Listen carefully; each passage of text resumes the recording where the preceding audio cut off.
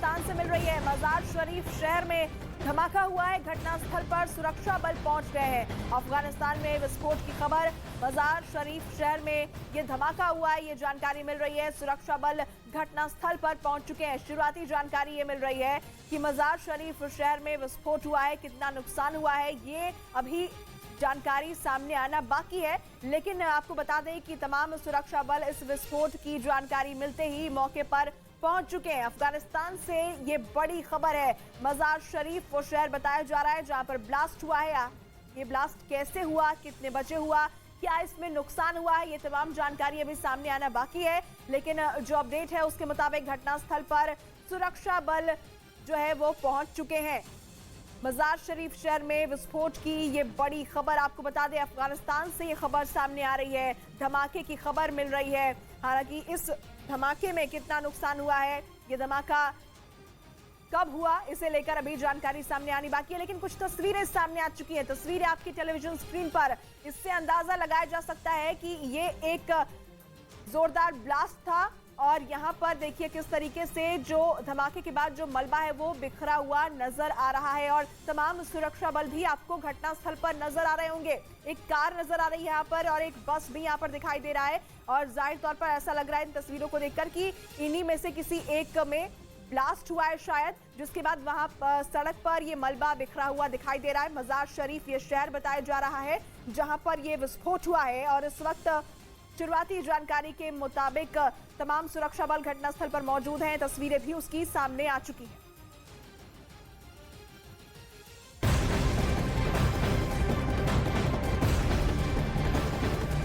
और अब खबर श्रद्धा मॉडल के आरोपी आफ्ताब से जुड़ी हुई। सूत्रों के अनुसार तिहाड़ जेल में बंद आफ्ताब की गुजरात और दिल्ली एमसीडी चुनाव के रिजल्ट को लेकर दिलचस्पी बनी हुई है। आफ्ताब अपनी सेल में तैनात सुरक्षा कर्मियों से लगातार चुनाव रिजल्ट से जुड़े सवाल पूछ रहा है। बताया जा रहा है कि उसने एग्जिट पोल और उससे जुड़े कई सवाल पूछे हैं।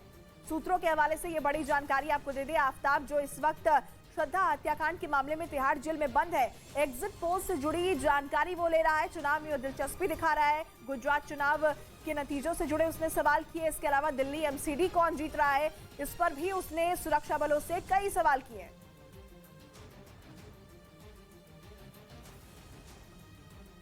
इस बीच अमेरिका से हैरान कर देने वाला एक मामला सामने आया। आरोप है कि वहां के एरिजोना राज्य में 46 साल के एक कथित धर्मगुरु से 20 लड़कियों ने से शादी की, जिनमें ज्यादातर नाबालिग हैं। बल्कि अमेरिकी जांच एजेंसी FBI ने अपने एफिडेविट में दावा किया कि आरोपी सैमुअल बेटमैन की एक पत्नी तो उसकी खुद की बेटी है। FBI ने यह भी दावा किया कि सैमुअल अमेरिका के अलग अलग इलाकों में नाबालिग लड़कियों की तस्करी कर रहा था, जहां उन्हें सेक्स के धंधे में धकेला जा रहा था। उधर असम के गुवाहाटी में उस समय हड़कंप मच गया जब रिहायशी इलाके में भीषण आग लग गई, जिसमें कई मकान जलकर राख हो गए। भीषण आग लगने की यह घटना गुवाहाटी के वशिष्ठ अमृत नगर की है, जहां नेपाली बस्ती में आग लग गई, जिसमें कई मकान जलकर खाक हो गए। आग लगने की तस्वीरें भी सामने आई हैं, जिसमें दिखा कि एक रिहायशी इलाके के बीच में स्थित एक बस्ती में आग लग गई। इस दौरान आग की ऊंची लपटें उठती देखी गई।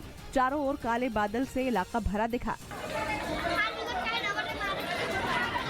आग लगते ही आसपास के इलाकों में हड़कंप मच गया। घटनास्थल पर लोगों की भीड़ जमा हो गई। इस दौरान लोग आग को बुझाने की कोशिश में लगे रहे।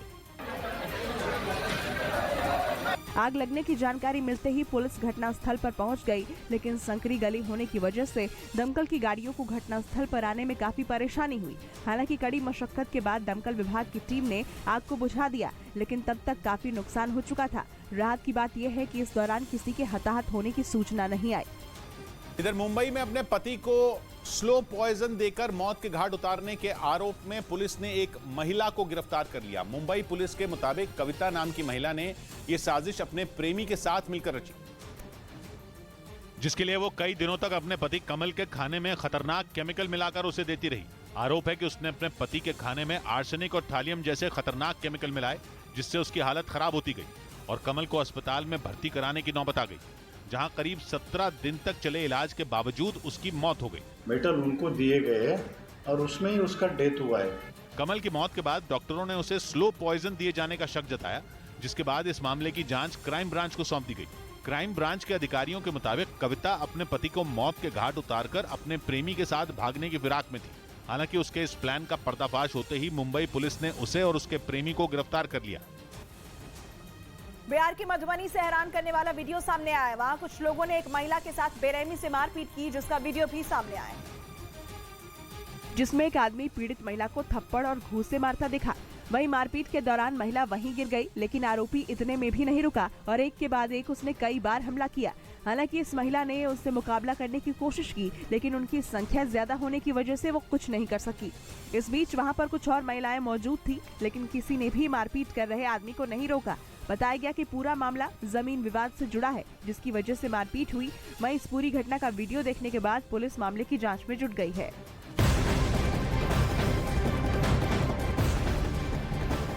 असम से ये बड़ी खबर आपको बता दें, जहां हेमंत बिस्वा शर्मा ने एआईयूडीएफ अध्यक्ष और सांसद बदरुद्दीन अजमल के बयान पर तंज कसा। उन्होंने कहा कि वोट बैंक की राजनीति के लिए अजमल ने इस तरह का बयान दिया है। हेमंत ने महिलाओं से 2 से ज्यादा बच्चे पैदा नहीं करने की अपील की।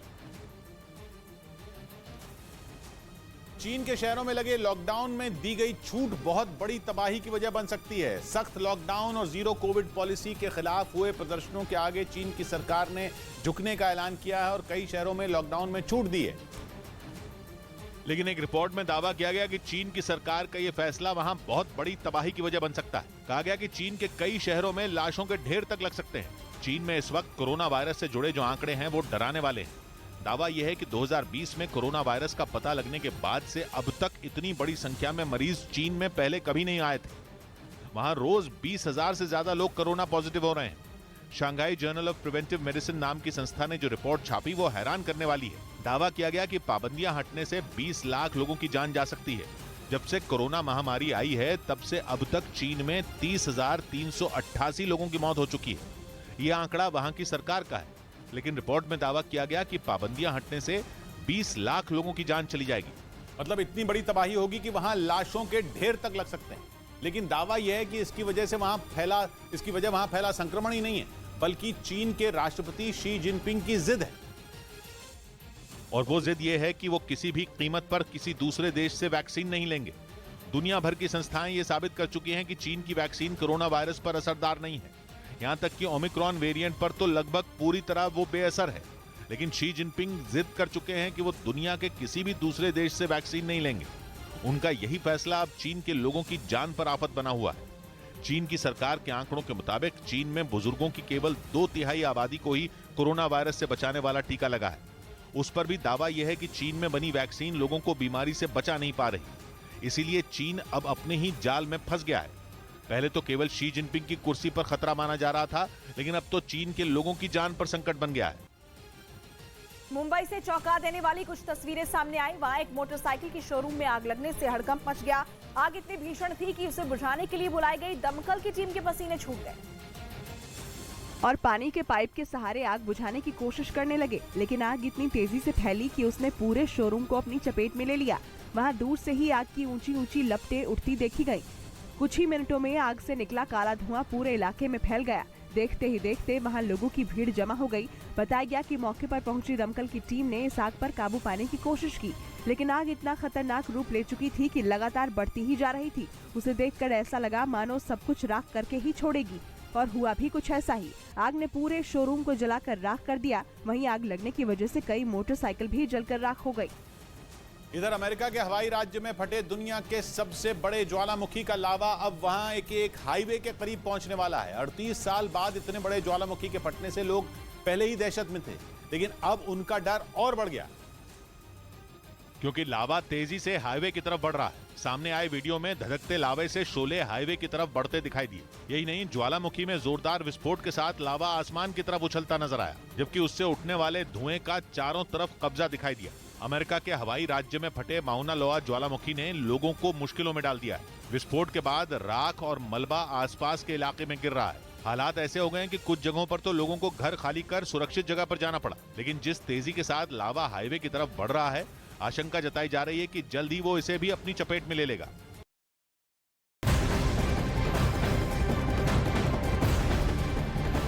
अयोध्या में 6 दिसंबर को लेकर सुरक्षा सख्त कर दी गई है। आज विवादित ढांचा गिराए जाने की 3री बरसी और इसी को लेकर अयोध्या पुलिस ने सुरक्षा के पुख्ता इंतजाम किए हैं। अयोध्या आने वाले लोगों पर सीसीटीवी कैमरे से निगरानी भी रखी जा रही है।